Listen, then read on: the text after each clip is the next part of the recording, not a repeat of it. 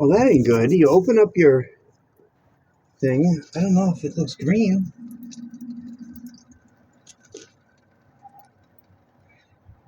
I thought the oil looked funny. I'm like, I gotta change this oil.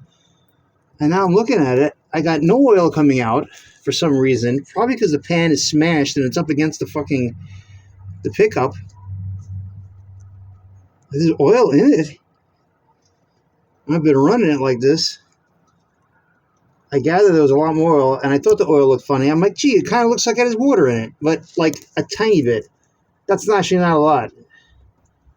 But I'm like trying to figure out why I got no oil coming out of the oil drain plug.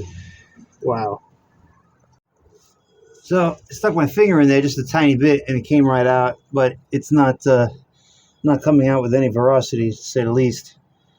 This is so funny how I've driven this like hundreds of miles like this.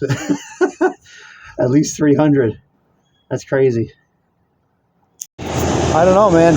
I put the Chevy oil filter instead of the Buick Olds Pontiac Cadillac filter that is synonymous with the 70s and 80s. pH 25, now I got a pH 30 because this oil filter housing accepts either or. So it's good to know, if you're ever in that kind of bind. But I wanted these anyway, just to make it different, and they're cheaper than the Buick Olds Pontiac ones. I kicked it down one time already. It's running so beautiful, as it really wasn't running good the other day, and it just out of nowhere started running good. Now, this thing didn't make a tick, didn't make anything. The oil light went right out. Had zero issue with restarting it, despite this being completely empty and far away from the oiling system when you think about it. I even put thicker lines in, because this usually came with the 1/8 line, 3/16 line, and I put the 1/4 inch lines in to feed it. And despite that, I don't know if the water is, the oil is so thick that the lifters don't tick. But there was probably more oil in it, more water in it, I should say, in the beginning. Because after driving that many miles, if everything is working right and you're not adding water to the system, I'm sure that because I've had it before where I had water in the oil, I just drove it, and the PCV system sucks out all the water vapor. This doesn't have a PCV system, it just vents out, so I guess it gets hot enough, especially the times that I got overheated. I also rechanged the switch I put in for the fan, and you can see the fan looks like it's spinning now, but it actually has no resistance in the fan. That means, everything is working pretty good as far as that's concerned, because it's actually sucking it on and turning making the fan spin. But when the fan comes on, it comes on fast, and I put a different switch in here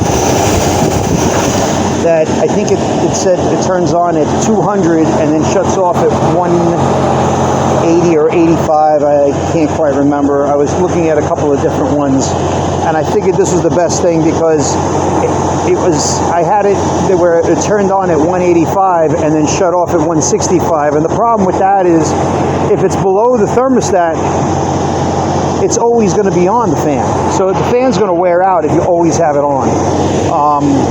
So rather than doing that, I just decided to, go up, because I'm only going to have an issue when it gets hot. So if it creeps up to 200, it'll blow it down to 180. And 180 is the thermostat I have in there. So in the end, in the wintertime, chances are it'll be more closer to 180, okay? We had some warm days even though it's fall, so that's why it's always gotten a little bit up, and I didn't have the fan, but now I have the fan. I'm curious to see how that works. But the end result is that in the wintertime, the fan should never come on. It should never have to. Now, it's basically the same fan I have with I have an AC kit for one of these cars, for this car, and it has a condenser built into it. So I was going to use that as the condenser and turn it on with this system. So it turns on both ways. But in order to get the condenser in there, I'm going to have to hack this guy out. I kind of had to squeeze it in there for all was well, but if I hack this piece of metal out, because the whole thing with the condenser is this fat. It's the same fan pretty much, but it has a fan shroud built into it. I don't know how I feel about that because of, the fact that it may be blocking the radiator. And even though the fan moves, I gather it'll do something, but I'm a little funny about that. And the reason why they give you the fan with the system, because it's electric AC that I'll be using. Okay, even though I probably won't have it working all the time, I may just retain this fan so that other air can get around it, and it should be fine, because chances are I'm not going to use the AC system when the car is off.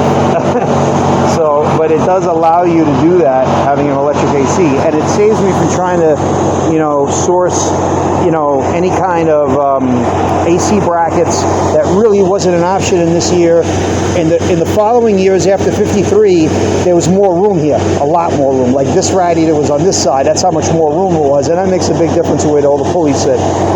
But this is running outstandingly, I must say. And this is getting warm. I got to add more antifreeze. I had to drain it and refill it. So I'm very happy with the way it's not ticking at all. It really is running perfect and smooth. And this is like a half high idle. It was higher. So I kicked it down once. I haven't kicked it down yet, but this is pretty kick-ass. I'm very happy. And I can't even call that a tick. It honestly sounds like the rocker arms are very mechanical, and I'm hearing them, but it could be a little goo up there because of the type of oil that was there. But for the most part, this thing is silent. It really is. I can't complain too much, but I think the reason why it was running bad the other day was because the water started getting to it. Even though I ran good yesterday when I ran it, I was after a long run, and I was flooring it on the highway. And it was funny how the faster I revved it, the more it ran better. It ran better. So now I'm thinking that the lifters kind of were getting stuck open all the time, and they were kind of running with the valves open. But when you revved it, it was kind of smooth because the valves would kind of be where they need to be. So pretty interesting. But man, this thing runs good. It's such a sin that they had a different back of the engine here. It's not a what they call a long engine. As you can see, the bell housing extends, and like right there is the beginning of the transmission. If it was a later motor, it would be all the way over here, and then I would have a bunch of options for the transmission, because I'm really not feeling this transmission, although it seemed to have gotten like a little tiny bit better. So, but for the most part, this is a good success. The way this engine runs and the way everything worked out.